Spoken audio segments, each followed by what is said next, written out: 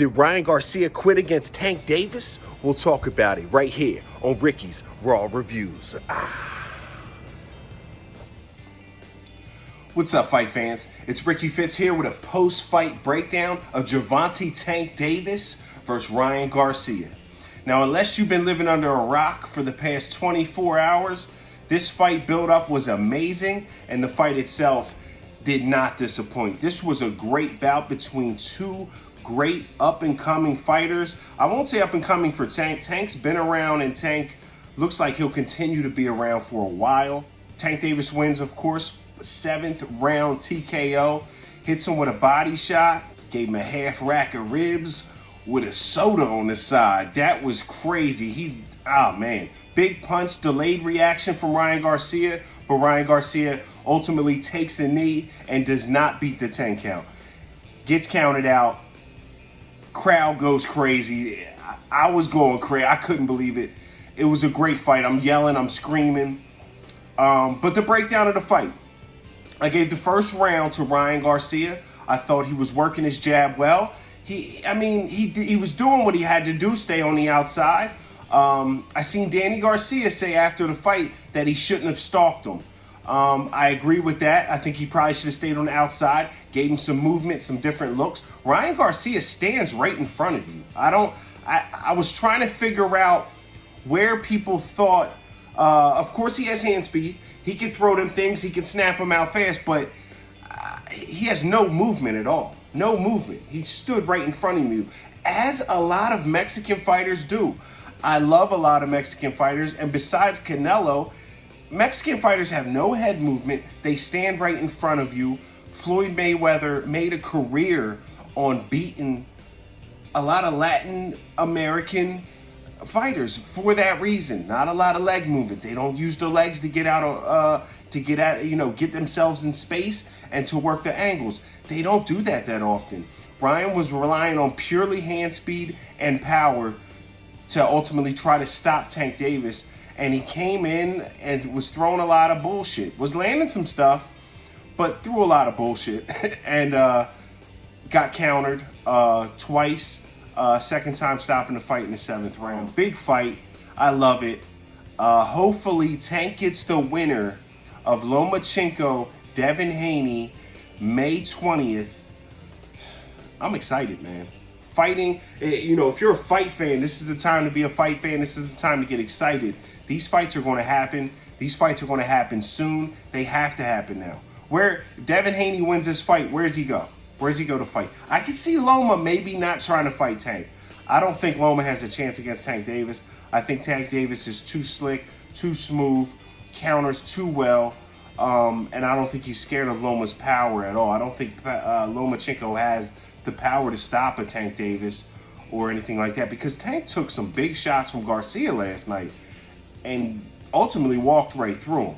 Again, I thought he may have been hurt a little bit in the 2nd round, but that's, that Tank would have to say he was hurt because there was no signs of it. He wasn't buckled. He wasn't, his legs looked like they were still under him. Just looked like he grabbed maybe just to get out of that situation, break him up, get back out in space and work, which is smart on that aspect. We've seen a lot of grabbing with Caleb Plant versus the David Benavidez fight, which ultimately didn't get called, which probably should have got called after a while. You can't just do that the whole fight, but you can do it for a time or two to get out of trouble. Tank looked like he was in control of the fight. Tank looked like he knew exactly what he came there to do, and he executed. Tank looks so dangerous right now. Tank ultimately right now reminds me of a young Mike Tyson. He's knocking everybody out, literally. I mean, if you go back and look, it's probably very reminiscent of a young late 80s Mike Tyson, where he's just running through the competition and knocking everybody out. Tank looks like a problem right now. I thought Tank was the best fighter in this conference 2 or 3 years ago. Now I don't think anybody could beat him. Shakur Stevens maybe have the best chance of beating him. But again, I'm not sure if Shakur Stevens has the punching power to go toe-to-toe. Tank, there's going to be times in a fight where you're exchanging. And Tank likes to exchange. Tank ain't stupid. He likes to play possum, loves to counter. But if you get Tank boxed in a corner, he's going to fight his way out. And if he lands a big shot, Tank throws punches with bad intentions. He's trying to take your head off with some of these punches, but he's very calculated, he's very patient. The thing with Tank is he looked very patient in this fight. I was very impressed with his patience. Where Ryan looked, and it could be inexperience, he looked very impatient at times. Looked like he was trying to force the action and ultimately got countered twice and stopped. Did Ryan Garcia quit on the mat? From the sounds of it, his father gave an interview.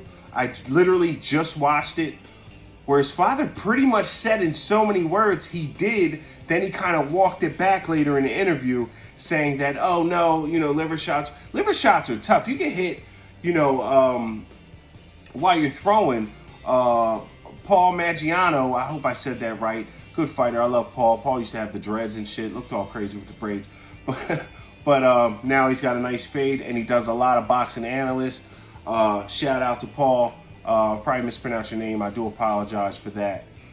But Paul said, when you get countered to the body like that, when you're overextended throwing a punch, you exhale to get that power. And with that exhale, you get hit and you can't catch your breath. It knocks the wind out of you. The rest of that, your lung capacity, boom, that, you all know that. I got the wind knocked out of me before. That shit ain't fun. But yeah, these things happen in fights. Beautiful fight. I was glad I witnessed it. I'm glad everyone got to witness it. And hopefully we get to witness the winner of Devin Haney-Lomachenko versus Tank Davis for the undisputed belt. Tank deserves it. He deserves that shot. And, if these guys ain't scared, Devin's running around like he ain't scared. We'll see.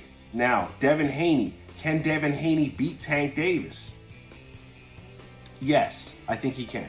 I think he can outpoint him, outwork him, and win a 12-round decision against Tank if Tank doesn't land something big. I think if Tank lands something big in that fight, it changes the whole fight. And I was going to say this in my pre-fight. I was going to do a pre-fight. Wasn't able to do it. I did pick the round, though. I picked the round it would end in. Yes, I did. You're welcome. It's right on Instagram if you don't believe me. I posted it probably about a half hour before the fight. I wanted to do a whole thing, but I was busy.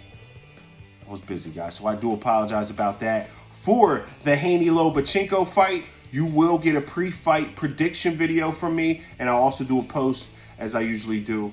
Devin Haney can win the fight. He just can't get hit with anything big if he fights Tank. Lomachenko, I just don't think he can get through without getting hit with anything too big. And Lomachenko's not that big. Lomachenko can't use his reach. Lomachenko would have to get on the inside with Tank, where I don't think any fighter in that division stands a chance. So it's no knock on Lomachenko. I just think the fight Lomachenko would have to fight to win that fight is dangerous for him. And he's going to get countered with something big. And I think the fight would end that way. So, yeah, man. Boxing looks exciting. I'm excited about it. So, big next fight. Haney-Loma. We'll see what happens. Salute to Tank Davis. Shout out to Showtime Pay-Per-View Boxing. This was a great experience. This was a great card. Fight fans, we are in for a great year of boxing. We got Canelo coming, I think it's September. A few big heavyweight fights look like they might be happening. And you never know. We just might get Bud Crawford versus Earl Spence. And that would be beautiful as well. So, thanks for watching, guys. Fight fans, stay tuned for more of these videos and more food reviews coming as well. You know what I mean? Thank you for supporting the channel. If you haven't, make sure you subscribe. And if you have any other boxing topics and anything, I love talking boxing. So if you have anything else you want me to talk about, just leave it in the comments, man. And I'll give you a video giving you my expertise on it. I've been studying this sport my whole life. I love it. Some nights I just watch old fights. I'm just weird like that. And I just study them. I just love boxing. I love the art of it. It's the best sport on the planet, if you ask me. Yeah, Ricky's Raw Reviews, man. Thanks for watching.